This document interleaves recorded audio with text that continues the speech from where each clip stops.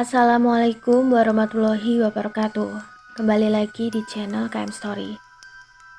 Pada kisah kali ini, Mimin akan membawakan sebuah cerita yang berjudul Misteri Hilangnya Dara.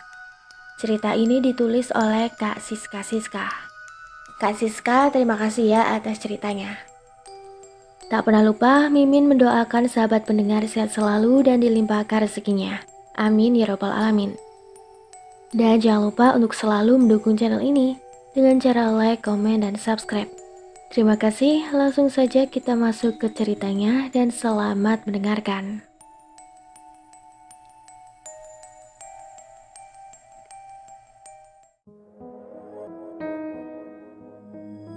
Li, maaf ya Teteh terlambat. Tiba-tiba, Teh Ama sudah ada di depanku. Gak apa-apa Teh, emang Teteh udah cek lokasi? Udah, ada pasien gak tadi malam? Alhamdulillah Teh, malam ini pabrik aman, sehat semua karyawannya. Karena biasanya ada saja kecelakaan kerja, terutama di bagian itu yang hampir setiap hari. Jadi mereka luka karena sayatan pisau cutter untuk memotong triplek. Li, masuk dulu ya Teh, lapar mau ambil sarapan, kataku. Oke deh, Teh Ama menjawab sambil membuat lingkaran pada jari tangannya. Namaku Lydia. Aku bekerja di klinik sebuah perusahaan pembuatan triplek. Aku sudah 11 bulan bekerja di sini dan aku tinggal di mes yang disediakan oleh perusahaan. Begitu juga untuk makanan, disediakan perusahaan. Tapi aku jarang makan di dapur bersama karyawan yang lain. Aku biasanya ke dapur, cuman mengambil makanan dan dibawa ke mes. Aku mengambil makanan di saat jam makan pagi atau makan siang. Jadi dalam satu hari, aku 2 kali ke dapur, pas sarapan pagi dan makan siang. Makan siang sekaligus aku mengambil buat makan malam. Alasanku makan di mes, karena banyakan yang dimakan di dapur umum itu laki-laki. Teh Emma Askasi, dia bekerja di sini sudah hampir 5 tahun. Mulai dari gadis, hingga sekarang sudah menikah. Teh Emma menikah dengan Mas Rian yang berprofesi sebagai guru SMP atau PNS. Karena Teh Emma sudah punya rumah sendiri, jadi dia tidak tinggal di mes. Letak rumahnya juga tidak jauh dari perusahaan. Teh Emma sudah hampir 2 tahun menikah dan belum dikaruniai anak. Itulah alasan Teh Emma masih bekerja, karena belum ada momongan. Jadi dia mencari kesibukan agar tidak stres di rumah. Teh Emma menganggapku dan Dara seperti adiknya sendiri, karena dia juga anak paling kecil dan tidak punya adik. Dia tempat kami curhat dan sering memberi nasihat kepada kami. Di klinik kami bertugas 3 orang perawat. Satu lagi perawat yang bertugas bernama Feby. Feby sudah hampir 4 tahun bekerja di sini. Dia belum menikah dan dia lebih tua dariku 4 tahun. Tapi entah mengapa, aku lebih nyaman memanggil namanya langsung, tanpa ada embel-embel kakak atau mbak. Dan meski aku tinggal sekamar dengan Feby, tapi aku masih lebih dekat dengan Teh Emma. Bahkan aku jarang berbicara dengan Feby, paling sebatas yang penting-penting saja, seputar pekerjaan, dan tidak pernah membahas kisah pribadi masing-masing. Selesai makan, aku kembali ke klinik, karena mesku satu ruangan dengan klinik, hanya disekat dinding saja. Teteh, aku mencoba mengejutkan Teh Emma. Kamu, ntar kalau teteh jantungan gimana? Canda Teh Emma. Waduh, gawat kalau gitu Teh, bisa-bisa aku ditangkap Pak Pol. Jawabku kembali dengan candaan. Teh, tadi ada lihat Dara nggak? Nggak ada, mungkin dia lagi kerja. Tapi kalau dari jadwalnya harusnya hari ini dia masuk malam sih Teh. Mungkin bentar lagi dia datang. Nggak bisa ya, sehari nggak ketemu Dara. Kok Teteh jadi cemburu ya? Ih, teteh, Dara itu udah Li anggap kayak adik sendiri. Dan kalau Teh Emma itu adalah teteh Li tersayang. Jawabku sambil mencubit pipi Teh Emma. Dan Teh Emma memainkan hidungnya seolah-olah tidak percaya. Aku kembali melanjutkan kalimatku. Tadi malam Dara kesini teh, pengen cerita sesuatu katanya. Dan kalau Li lihat dari wajahnya, kayaknya dia ada masalah sih teh. Tapi Pak Torik tiba-tiba datang. Jadi katanya besok aja dia kesini. Oh, emang Pak Torik sakit? Tadi katanya nggak ada pasien, kata Teh Emma dan kembali meledekku. Memang nggak ada teh. Orang Pak Torik datang cuma minta tensi doang. Katanya sakit kepala. Pas ditawarin obat nggak mau. Jadi dia bukan pasien. Jawabku kesal-kesal manja. Iya deh, jawab Teh Emma sambil tersenyum. Jadi, klinik dan mes itu satu ruangan. Begitu masuk pintu utama, maka akan didapati dulu pintu klinik yang berhadap ke samping. Ruangannya setengah kaca, yang kalau dari dalam akan terlihat orang di luar. Tapi yang di luar tidak bisa melihat orang yang di dalam. Dan ada pintu yang bisa dikunci. Di sebelah klinik itu mes perawat yang full dinding, atau tidak ada kaca dan pintu. Di depan pintu klinik, ruang tamu. Dan di depan pintu mes, jalan menuju kamar mandi pasien. Dan di sebelah jalan ada kamar rawat inap, yang sama seperti klinik. Setengah kaca yang pintunya menghadap pintu keluar dari pintu utama. Ruangan ini hampir tidak pernah dipakai, karena di perusahaan jarang ada pasien rawat inap. Meski letak klinik sebelah kanan dari pintu gerbang, yang jauh dari mes karyawan yang lain, serta jauh dari kantor serta ruangan lainnya. Bisa dibilang, klinik letaknya di pojok sendiri. Mungkin tujuannya agar pasien tidak terganggu dengan suara mesin. Karena nantinya akan ada kisah di sini. Jadi penulis jelaskan dulu gambaran klinik dan mes.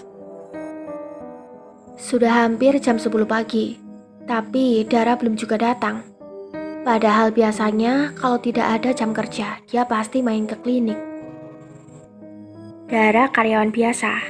Dia lebih muda 2 tahun dariku. Dia tinggal di luar pabrik, karena dia karyawan biasa.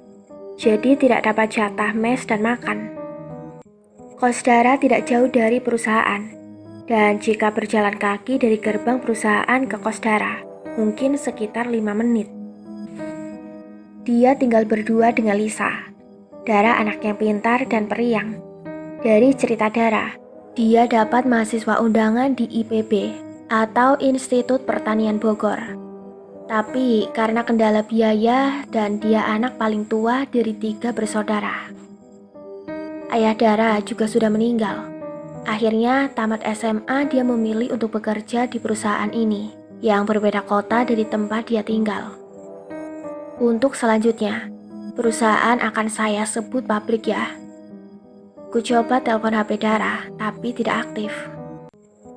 Apa aku ke kos Dara aja ya teh? Tanyaku. Memang, nanti alasanmu keluar apa kalau ditanya security? Iya juga ya teh. Kami yang tinggal di mes tidak boleh sembarangan keluar masuk pabrik dan harus izin security dulu. Sebenarnya tidak masalah kalau jelas, tapi tidak mungkin aku berbohong pada security. Alasan beli sesuatu padahal ke kosan Dara. Udah, tunggu aja. Paling bentar lagi dia datang. Teh Emma menenangkanku. Tapi perasaanku kok nggak enak ya teh. Tetap positive thinking, kata Teh Emma bercanda untuk menghiburku, sambil meletakkan tangannya ke keningku. Aku hanya tersenyum. Kembali aku telepon Dara, tapi masih belum aktif.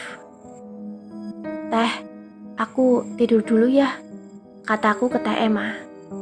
Teh Emma mengangguk sembari tersenyum. Tiba-tiba aku merasa mengantuk, karena tadi malam aku tidak bisa tidur di klinik. Dan nanti jam 3 aku harus piket lagi sampai pagi. Jadi sistem piket kami, TMA karena askasi tidak dikenakan piket. Dia hanya masuk pagi dari jam 8 sampai jam 3 siang. Setiap hari masuk kecuali Minggu.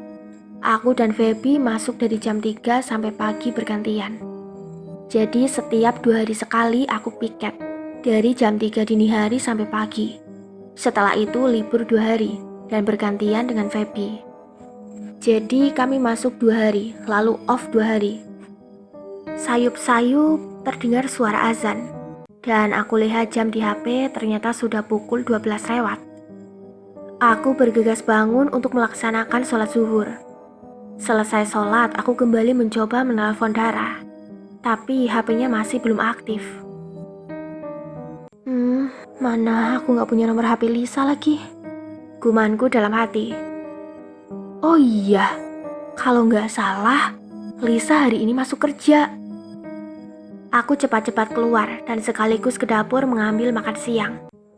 Sampai di depan aku menunggu mereka masuk, karena jam istirahat sudah mau selesai. Tidak beberapa lama aku lihat Lisa. Aku langsung mendatanginya. Lis, kok HP Dara gak aktif sih? Dara sehat kan? Dara dari kemarin belum ada pulang, Mbak. Loh, emang kemana? Mungkin pulang kampung, karena kemarin dia bilang ibunya sakit. Terus, kenapa HP-nya gak aktif ya? Aku bertanya lagi, berharap Lisa tahu karena mereka juga satu kampung. Mungkin karena kerawat ibunya, jadi gak sempat ngecas HP, Mbak. Aku mengangguk menandakan mengerti, sembari mengucapkan terima kasih. Dan aku pun pergi menuju dapur untuk mengambil makanan. Sudah jam 3 sore, dan aku harus operan dinas dengan TMA. Seperti biasa, selesai operan, TMA tidak langsung pulang, dan cerita-cerita dulu denganku, sambil menunggu dijemput Mas Rian, suami TMA. Gimana? Udah ada kabar tentang Dara? Tanya TMA. Oh, itu Dara pulang kampung teh. Ibunya sakit kata si Lisa. Tapi, apa ibunya sakit parah ya teh? Karena tadi malam dia seperti ketakutan gitu teh. Kita doakan saja, semoga ibu Dara cepat sembuh. Dan nanti kalau HP-nya sudah aktif, tanyakan ibunya dirawat di mana. Mungkin Dara butuh uang buat biaya ibunya. Iya teh. Nanti kabarin Teteh ya. Insya Allah Teteh dan Li bisa bantu, iya kan? Kata Teh Emma lagi. Aku mengangguk sembari tersenyum. Dan tidak berapa lama jemputan Teh Emma pun datang. Ku coba kembali menghubungi nomor Dara, tapi masih belum aktif juga. Malam ini Feby tidak tidur di mes, karena off. Dia tidur di rumah saudaranya. Sudah masuk waktu maghrib. Ku tutup pintu klinik dan menempelkan tulisan, petugas lagi sholat maghrib. Selesai sholat, aku langsung makan malam, karena harus kembali lanjut piket sampai jam 8 pagi. Dan ini piket malam kedua, yang besok giliranku yang libur. Sampai di klinik, aku menghubungi Dara lagi, dan masih sama, HP-nya belum aktif juga. Kuputuskan untuk besok saja kembali menelpon Dara, karena mungkin dia lagi sibuk merawat ibunya yang sedang sakit, jadi tidak sempat melihat HP. Selesai Isya, tiba-tiba ada pasien pingsan. Aku segera memasang oksigen dan mencoba memberi minyak kayu putih di bagian hidungnya. Tidak berapa lama pasien itu pun sadar, dan aku bertanya pada Mita, nama pasien tersebut. Mita belum makan, tanyaku, dan dia menggeleng sambil menjawab. Udah Bu. Sekarang apa yang Mita rasakan? Tujuanku bertanya agar tahu penyebab Mita pingsan dan obat apa yang harus diberikan. Tiba-tiba dia menangis dan bilang, tadi Mita lihat sesuatu Bu. Dia tidak melanjutkan dan menangis. Sesuatu apa? Aku kembali bertanya. Mita, Lihat perempuan, mukanya bercucuran darah, Bu. Di mana dan siapa? Tanyaku semakin penasaran. Di depan kantor bendahara, Bu. Dan Mita nggak tahu itu siapa. Aku menawarkan Mita untuk istirahat dulu di klinik. Tapi dia menolak dan meminta kepadaku untuk diberikan surat izin agar bisa istirahat di rumah. Mita tidak sakit apa-apa. Tapi karena aku lihat wajahnya pucat dan ketakutan, akhirnya aku berikan surat izin agar dia bisa beristirahat di kos saja. Jam sudah menunjukkan pukul 12 lewat. Karena tidak ada pasien, ku tutup pintu klinik dan agak sedikit terbuka. Karena kalau aku tertidur, pasien bisa masuk dan membangunkanku. Belum lama aku tertidur, tiba-tiba ada yang memegang tanganku, yang membuatku tiba-tiba terkejut. Pelan-pelan ku buka mataku, dan ternyata itu darah. Darah? Kataku, aku langsung memeluknya. Badannya terasa sangat dingin, tapi aku tidak menghiraukannya dan mengajaknya untuk duduk. Tapi dia tidak mau, aku pun berdiri di depannya. Darah, ada apa? Coba cerita pada Mbak, kataku. Tapi Darah hanya diam. Dan matanya seolah-olah ingin mengatakan sesuatu. Ku pegang tangannya. Aku kaget waktu memegang tangannya yang sangat dingin. Dar, ceritalah sama Mbak, bagaimana keadaan Ibu Dara? Tapi Dara tetap diam. Lalu dia melangkah mendekatiku. Dan tangannya beralih mencengkeram tanganku. Aku merasakan sakit. Tapi ku tahan. Karena tidak mau Dara semakin sedih. Matanya tiba-tiba melotot kepadaku, yang membuat aku takut. Dara, kataku yang mulai merasakan takut. Dara, jangan bercanda, kataku lagi sambil senyum ketakutan. Dara hanya diam dan tubuhnya mulai mendekatiku. Tiba-tiba keluar darah yang begitu deras dari kepalanya, hingga menutupi seluruh wajahnya. Aku mencoba menjerit, tapi suaraku sulit sekali keluar. Ku coba istighfar beberapa kali, dan ketika suaraku mulai keluar, tiba-tiba aku terbangun. Dan ternyata dari tadi aku tertidur di meja. Aku mengingat mimpiku tadi, seperti nyata. Tapi ku tepis, dan ini pasti karena cerita Mita. Ditambah lagi aku sendiri tadi memikirkan Darah. Terdengar suara azan berkumandang, menandakan sudah masuk waktu subuh. Kembali aku menempelkan tulisan, perawat sedang sholat. Selesai sholat aku kembali ke klinik, untuk beres-beres sebelum operan. Pukul 7 aku pergi ke dapur untuk mengambil sarapan. Antara dapur dan klinik jaraknya lumayan jauh. Harus melewati beberapa gedung termasuk kantor. Mes karyawan yang sudah berkeluarga. Dan di ujung sekali barulah dapur umum. Saat menuju dapur, tiba-tiba aku penasaran dengan cerita Mita tadi malam. Sampai di depan kantor bendahara, aku merasakan merinding. Aku percepat jalanku. Karena rasa merinding itu beriringan dengan rasa yang amat sangat menakutkan. Duh, kok aku jadi penakut sih? Ini pasti gara-gara cerita Mita, pikirku. Bude, masak apa hari ini? Tanyaku pada Bude Dewi, dia kepala dapur di sini. Pokoknya enak deh. Wah iya dong, masakan Bude kan semuanya enak. Jawabku lagi, yang membuat Bude tersenyum. Sarapan pagi ini, Bude buat nasi goreng plus telur sambal balado. Ucapnya sembari mengambil rantangku.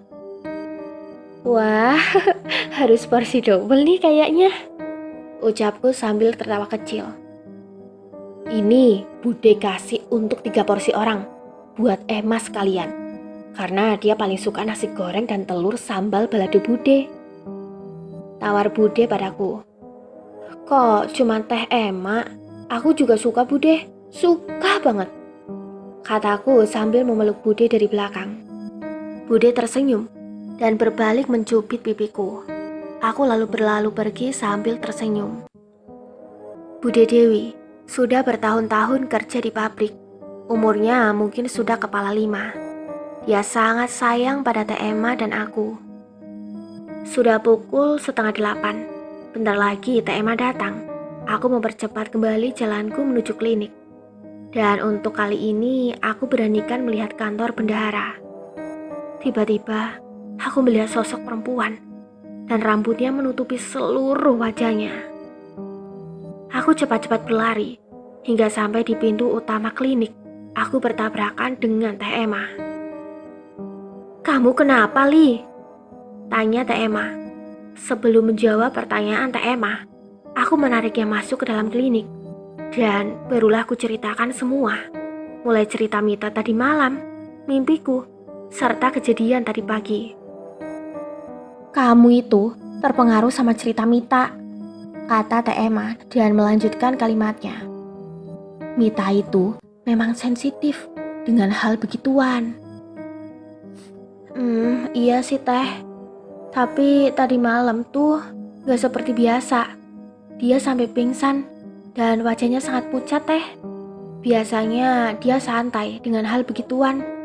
Malah kadang-kadang sambil tertawa cerita sama aku tentang penampakan pocong, tuyul, bahkan kuntilanak. Kok jadi bahas Mita sih? Udah, gak usah terlalu difikirkan. Teh Emma mengakhiri membahas tentang Mita. "Teh, makan bareng yuk. Nih, Bude titip nasi goreng dan sambal balado telur buat Teteh." Wah, enak tuh. Dan akhirnya kami makan bersama di klinik. Selesai makan, aku pamit masuk ke kamar buat beres. Karena hari ini aku libur. Jadi kumanfaatkan buat mencuci dan menggosok baju. Kembali ku coba menghubungi Dara. Mungkin HP-nya sudah aktif. Dan lagi-lagi HP Dara masih belum aktif. Kok belum aktif juga sih ya? Gumanku dalam hati. Ini bukan pertama kali Dara izin pulang karena ibunya sakit. Tapi biasanya HP-nya tetap aktif. Apa benar kata Teh Emma? Ibu Dara masuk rumah sakit dan sakitnya parah. Ucapku dalam hati lagi. Setelah selesai aku berberes. Feby pun pulang karena hari ini jadwal dia piket 2 hari dan aku libur 2 hari. "Assalamualaikum." Salam Teh Emma. Aku menjawab salam Teh Emma. Dan aku sudah tahu kalau Teh Emma mau numpang sholat. Selesai sholat, aku dan Teh Emma bersama-sama menuju klinik. Karena waktu untuk operan 2 jam lagi. Sebelum ke dapur untuk mengambil makan siang, aku ke klinik dulu. "Teh, HP Dara kok belum aktif ya?" Sesampainya di klinik, aku langsung bertanya ke Teh Emma.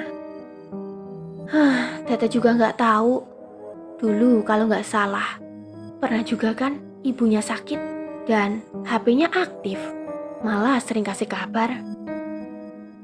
Nah, itu dia Teh. Apa sakit ibunya Dara parah ya? Aku menepis perasaanku yang khawatir sesuatu yang buruk terjadi pada Dara. "Apa aku ke rumah Dara aja ya Teh? Tapi libur aku cuma tinggal besok. Dan kata Lisa, ke rumah Dara itu sekitar 5 jam Teh."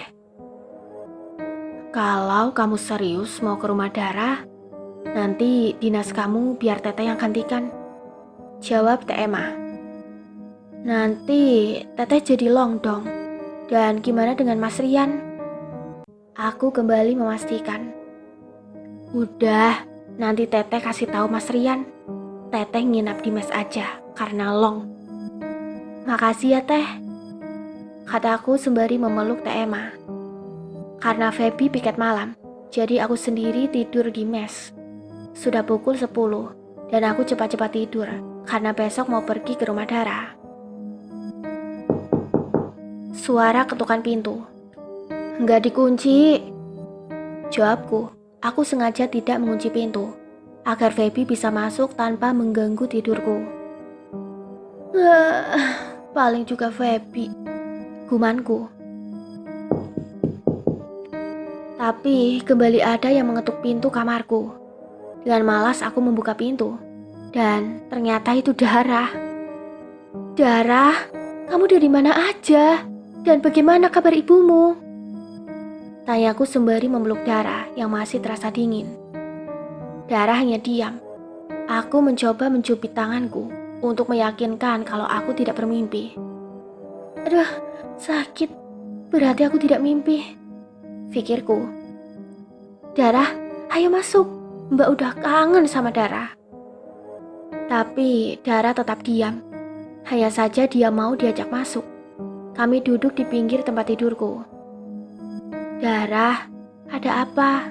Coba cerita sama Mbak. Tanyaku lagi. Lalu Dara memandangku tajam. Tangannya sendiri tadi yang kupegang penuh tanah dan wajahnya hitam. Dari kepalanya keluar darah yang banyak hingga menutupi wajahnya. Aku langsung melepas peganganku dan menutupi wajahku dengan bantal. Dara memegang bahuku hingga terasa sakit dan aku kembali terbangun. Lagi-lagi aku bermimpi hal yang sama. Entah ini masih pengaruh cerita Mita atau ada sesuatu hal buruk yang terjadi dengan Dara. Kulihat sudah pukul 2 lebih. Dengan nafas yang terengah-engah, aku berjalan menuju kamar mandi, mengambil wudhu untuk melaksanakan sholat tahajud. Selesai sholat, seperti ada suara Dara yang mengatakan, "Mbak, tolong Dara." Aku kembali memastikan suara itu, tapi tidak ada lagi. Suara tadi sungguh jelas di telingaku. Sudahlah, besok aku pun mau ketemu Dara di rumahnya, gumanku.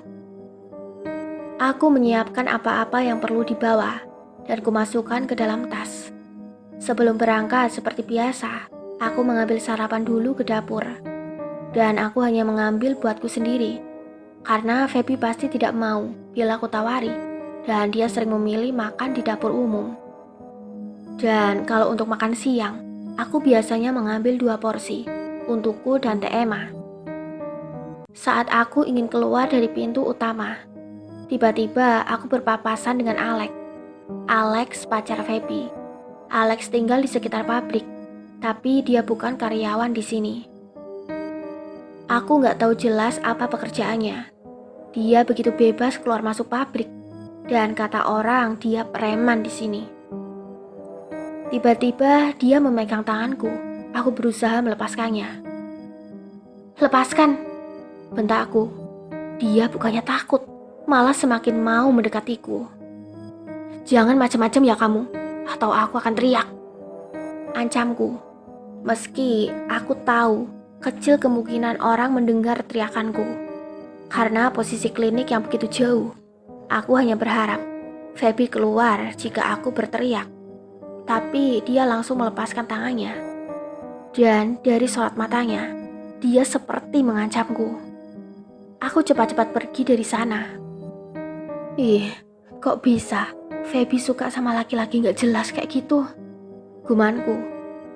Saat aku menyelusuri jalan menuju dapur, lagi-lagi mataku menatap ke arah kantor bendahara. Dan benar, sosok itu masih berdiri di tempat kemarin. Ku beranikan diri untuk mendekatinya. Tinggal beberapa langkah lagi, aku bisa melihatnya dengan jelas. Tiba-tiba ada yang memanggil namaku. "Lydia." Dan membuat aku kaget. Ternyata itu Mas Haris. "Ngapain kamu di sini? Mau ambil gaji ya? Nanti jam 9." kata Mas Haris sambil bercanda. Enggak kok," jawabku gugup. Dan ketika aku kembali melihat ke arah perempuan tadi, ternyata dia sudah tidak ada. "Mas, permisi, aku mau ambil sarapan dulu." Aku berlalu pergi sambil menundukkan pandanganku, tanpa menunggu jawaban dari Mas Haris. Mas Haris, karyawan di sini, dan dia staf bagian bendahara. Staf bagian bendahara ada 2 orang, Mas Haris dan Bu Lela, serta untuk kasirnya bernama Pak Handoko. Mas Haris belum menikah, dan pernah dulu dia titip salam padaku, dan mengutarakan maksudnya lewat Mas Rian, suami Teh Emma, untuk melamarku. Tapi hingga saat ini aku belum memberikan jawaban. Bukan aku memberikan harapan palsu. Awalnya aku ingin cerita dulu kepada Dara. Tapi karena Dara tiba-tiba tidak ada kabar, aku tidak fokus lagi dengan niat Mas Haris. Aku kembali menelusuri jalan yang sama, sewaktu mau kembali ke klinik. Karena jalan dari dapur ke klinik itu ada 2 arah. Aku kembali melihat ke arah yang sama, dan tidak ada siapa-siapa di sana. Sampai di klinik, sudah ada Teh Emma menungguku untuk operan dinas. Udah lama datangnya Teh. Baru aja kok. Jam berapa kamu berangkat? Nanti kita permisi ke Personalia. 2 sekalian ambil gaji kamu ya. Iya Teh, sarapan sama aku yuk. Teteh udah sarapan tadi. Oh yaudah, aku masuk dulu ya Teh. Teh Emma hanya mengangguk. Selesai sarapan, aku bersiap-siap dan pergi ke kantor Personalia bersama Teh Emma. Meski ada Teh Emma yang menggantikanku piket, tapi tetap harus minta izin ke bagian Personalia. Aku juga bertanya pada Pak Ferry, kasih Personalia, tentang Dara. Dia mengatakan kalau Dara izin untuk pulang kampung. Setelah itu, kami bersama-sama mengambil gaji ke bagian bendahara. Bu Lela yang memberikan gaji karyawan biasa, dan mereka mengantri dari luar. Sementara untuk staf bagian Mas Haris, yang langsung masuk ke kantor bendahara. Sebelumnya aku menjumpai Bu Lela dulu, buat mengambil gaji Dara, dan Bu Lela memperbolehkan, karena dia juga tidak melihat Dara sudah beberapa hari. Aku dan Teh Emma menunggu di ruang tunggu, letaknya persis di depan ruangan Pak Handoko. Saat Pak Handoko keluar, tiba-tiba aku melihat Dara berdiri di belakang Pak Handoko. Dara? Kata aku dengan suara yang kuat, sehingga membuat semua mata yang ada di sini menuju ke arahku. Ada apa, Li? Tanya Teh Emma. Ada Dara di dalam, Teh. Apa maksudmu? Tiba-tiba Pak Handoko berbicara padaku dan membentakku dengan wajah yang marah. Maaf Pak, aku melihat Dara ada di ruangan Bapak. Jawabku lagi, karena aku begitu yakin melihat Dara di dalam. Dari tadi saya di dalam dan tidak ada orang lain di sini. Jawab Pak Handoko ketus. Tiba-tiba Pak Torik, askasi bagian tempat Dara bekerja pun datang. Ternyata dia sendiri tadi mendengar semuanya. Kalau kamu tidak percaya, silakan kamu masuk, kata Pak Torik. Dan sebelumnya dia minta izin ke Pak Handoko. Dengan berat hati, Pak Handoko pun memperbolehkan. Sampai di dalam, aku sama sekali tidak melihat Dara. Bahkan aku mencari Dara di setiap sudut ruangan, tapi tidak ada. Padahal jelas-jelas tadi aku melihat Dara. Sudah puas kamu, kata Pak Handoko dengan nada marah.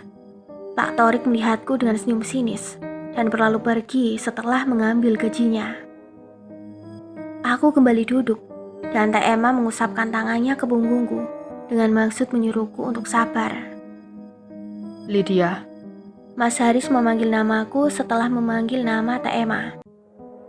Sabar ya Li, Pak Handoko memang seperti itu. Tapi sebenarnya dia baik kok. Mas Haris menghiburku. Aku hanya mengangguk dan berlalu pergi. Singkat waktu, Feb, aku malam ini tidak tidur di mes ya. Aku memberitahukan Feby, tapi dia sama sekali tidak menggubris omonganku. Aku tidak peduli dengan sikapnya, dan langsung keluar dari kamar. Teh, aku pamit berangkat dulu ya. Travelnya udah dateng. Pamitku kepada Teh Emma. Hati-hati ya Li. Dan kalau sudah sampai, telepon Teteh ya. Sembari menyodorkan amplop yang berisi uang untuk Dara. Insya Allah Teh. Setelah 4 jam lebih, aku sampai di kampung Dara. Dan aku menghubungi Lisa untuk memastikan rumah Dara. Di depan rumah Dara, aku mengucapkan salam. Dan tidak berapa lama muncullah anak kecil. Umurnya sekitar 10 tahun. Dia menghampiriku. Aku langsung menebak. Ini pasti Rizky kan? Dia heran sembari mengangguk. Memang kakak siapa? Ini aku Mbak Lydia. Sembari menunjuk dadaku. Dan belum sempat aku bertanya tentang Dara dan ibunya. Bu, ada orang datang, Bu. Rizky berlari ke dalam sambil memanggil ibunya. Bukankah ibu Dara sakit? Mungkin sudah sembuh, pikirku. Siapa ya? Tiba-tiba keluarlah seorang perempuan, dan ini pasti ibunya Dara. Saya Lydia, Bu. Oh, Nak Lydia. Hayo masuk. Dara sering loh cerita tentang Nak Lydia. Katanya sembari menyuruhku duduk. Aku tersenyum dan tidak merasa canggung.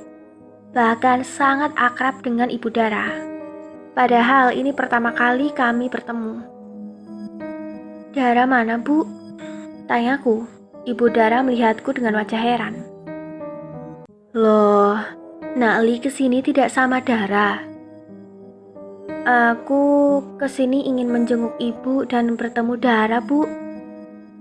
Maksudnya apa ya? Tanya ibunya semakin heran. Aku menjelaskan pada Ibu Dara bahwa Dara sudah 3 hari tidak masuk kerja. Kata Lisa, Dara pulang kampung karena ibunya sakit. Bahkan beberapa kali aku mencoba menghubungi Dara, tapi HP-nya tidak aktif. Dara tidak ada pulang.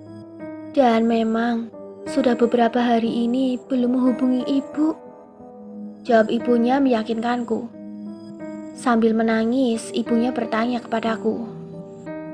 Jadi, kemana Dara? Aku diam sejenak karena aku sendiri bingung. Bu, aku akan terus cari Dara. Ibu jangan khawatir dan tetap jaga kesehatan ibu. Hanya itu yang bisa aku katakan. Aku terus berpikir, kira-kira di mana Dara saat ini? Aku baru ingat, belum kasih kabar ke Teh Emma. Aku menelpon Teh Emma dan menceritakan semuanya. Teh Emma hanya diam, karena dia juga tidak tahu apa yang harus dilakukan sekarang. Sebelum memutuskan sesuatu, aku mencoba minta pendapat Papa. Papa sebagai camat pasti paham masalah begini. Assalamualaikum. Waalaikumsalam. Tadi Papa mau telepon kamu karena lama gak kasih kabar. Jawab Papa. Iya Pak, maaf Lydia sibuk. Dan aku menceritakan semua ke Papa. Papa kenal Dara karena aku sering cerita tentang Dara, Teh Emma, dan Bude Dewi. Dan aku cerita juga ke Mama. Jadi meski tidak kenal wajah, Papa dan Mama akrab dengan nama mereka. Mamaku sekarang ibu rumah tangga. Aku memiliki 2 kakak laki-laki. Kakak pertamaku seorang guru dan sudah berkeluarga. Rumah mereka juga tidak jauh dari rumah orang tuaku. Kakak keduaku seorang pilot yang sudah pasti jarang pulang. Papa menyarankan kami untuk melapor ke polisi. Mengingat Dara sudah hilang lebih dari 2 kali 24 jam. Dan ini harusnya ditangani oleh polisi. Aku kembali menghubungi Teh Emma. Kuberitahu tentang saran Papa. Teh Emma serta ibu setuju. Dan besok aku juga ibunya Dara berangkat buat bertemu Teh Emma di pabrik. Aan dan Rizky bagaimana, Bu? Besok ibu minta tolong Bu Ratmi. Singkat waktu, sampai di pabrik, aku bertemu Teh Emma. Dan Teh Emma menyuruh kami melapor ke polsek di kecamatan ini. Dia menyuruhku untuk menggunakan motornya agar lebih mudah, karena kalau naik gojek nanti lama menunggu. Aku menceritakan semua kepada polisi, dan polisi memanggil Lisa, Pak Torik, dan aku juga sebagai saksi. Sedangkan ibunya Dara tidak bisa lama-lama meninggalkan Rizky dan Aan. Jadi ibunya pulang dulu, sembari mendengar kabar dariku. Sudah pukul 5 sore, travel jemputan ibu pun datang. Li, kabarin ibu ya. Minta ibu kepadaku. Iya Bu, dan ibu tetap jaga kesehatan. Kalau ibu butuh apa-apa, gak usah sungkan. Kasih tahu Lydia aja ya Bu. Insya Allah, Uang yang Lydia kasih kemarin sudah lebih dari cukup. Titip salam buat Emma. Dan sampaikan juga makasih ibu padanya ya Lydia. Pesan ibu sambil masuk ke mobil. Iya bu, jawabku. Selesai mengantar ibu, aku langsung pergi ke klinik. Teteh pulang aja ya, biar aku yang jaga, pintaku pada Teh Emma. Udah, gak apa-apa. Likan masih capek, bolak-balik kantor polisi juga. Jawab Teh Emma. Gak apa-apa teh, lagian aku juga tidak bisa tidur. Ya udah, li beres-beres dulu, biar teteh yang jaga sampai jam 8 malam. Dan setelah itu gantian sama kamu. Iya teh. Oh iya Li, Feby malam ini gak pulang. Dan dia titip kunci kamar ke teteh. Aku mengangguk. Dan Feby kalau off memang tidak pernah tidur di mes. Selesai sholat maghrib, aku pamit ke Teh Emma buat ambil makan malam di dapur. Biasanya karyawan jarang makan malam di dapur. Mereka lebih sering makan di luar. Aku mengambil jalan yang tidak melewati kantor bendahara. Karena malam ini sangat sepi. Jadi rasa takutku begitu kuat. Aku terus berjalan. Dan aku merasa seperti ada seseorang yang mengikutiku. Kupercepat jalanku. Orang di belakangku juga berusaha mempercepat langkahnya. Hingga di tempat yang tidak ada lampunya, dia mencoba menangkapku. Aku menepis tangannya dan segera berlari. Sampai di dapur, aku lihat beberapa orang yang sedang makan. Mataku tertuju ke Mas Haris. Ingin rasanya aku minta tolong padanya untuk mengantarku ke klinik. Tapi aku sungkan. Dan akhirnya aku urungkan niatku. Bude, mana Mbak? Aku bertanya ke Mbak Sri. Mana aku tahu? Jawab Mbak Sri ketus. Ini juga salah satu alasanku malas ke dapur kalau malam. Karena kalau malam Bude pulang dan digantikan dengan Mbak Sri yang terkenal jutek. Tapi kalau sama cowok-cowok ramanya minta ampun. Mataku mencari-cari siapa tadi yang mengikutiku. Hingga samar-samar aku lihat Alex berdiri di pinggir dekat tembok dan memperhatikanku dari jauh. Aku yakin kalau dia tadi yang berusaha memegangku. Entah mau diapakannya aku pun tidak tahu. Sampai di sini nyaliku kembali ciut. Aku takut kalau tiba-tiba dia membunuh atau memperkosaku. Karena dari banyak cerita orang, kalau dia preman yang sangat jahat. Dan entah kenapa, dia bisa bebas keluar masuk pabrik. Kuberanikan diri untuk meminta tolong kepada Mas Haris. Mas, masih makan ya? Tanyaku basa-basi, karena aku lihat dia sudah selesai. Udah selesai, memang ada apa, Li? Tanyanya kembali. Mas, boleh nggak temani aku pulang ke klinik? Kedengarannya aku seperti cewek genit, tapi ya sudahlah. Oh iya, nggak apa-apa. Jawabnya dan langsung mengajakku jalan. Kulihat wajah Mbak Sri yang semakin marah padaku. Di jalan aku minta berjalan di depan Mas Haris. Dia tidak keberatan, dan aku ceritakan alasanku minta tolong kepadanya. Sampai di klinik, dia berpesan kalau ada apa-apa hubungi saja dia. Selesai Isya, Teh Emma pamit pulang. Belum lama Teh Emma pulang. Tiba-tiba ada seseorang yang memegang pundaku. Aku langsung menepisnya dan membalikkan badanku. Ternyata lagi-lagi Alex datang. Feby gak ada, kataku ketus tanpa menunggu dia bertanya. Siapa juga yang mau cari Feby? Terus ngapain kamu kesini? Sungguh, aku dalam ketakutan. Cari kamu. Sembari tangannya ingin memegangku. Kamu jangan macem-macem ya. Aku berlari keluar. Atau aku akan menjerit. Ancamku dengan suara keras. Tiba-tiba dia keluar dan mengatakan, tidak ada mangsa yang bisa lepas dariku. Ancamnya membuat jantungku serasa mau copot. Demikian untuk kisah kali ini. Tunggu kelanjutannya di video selanjutnya. Mohon maaf atas segala kekurangan. Terima kasih banyak atas doa dan support sahabat pendengar KM Story. Semoga sehat selalu dan lancar rezekinya. amin. Tunggu kisah lainnya di video selanjutnya. Mimin pamit undur diri. Wassalamualaikum warahmatullahi wabarakatuh.